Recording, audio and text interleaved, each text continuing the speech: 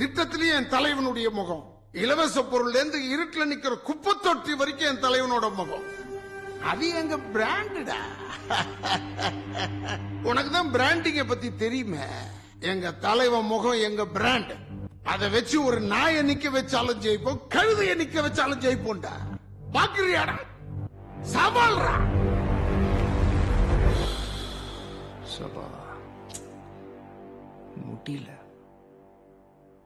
Mister 2, வாழ்க்கையில 2வது விஷயத்தையே பண்ணி 2வது இடத்துல இருக்கிறதுனால 2ன்னு நம்பர் 1 சீட்ல இருக்கிற எனக்கு எவ்வளவு ஏறம்.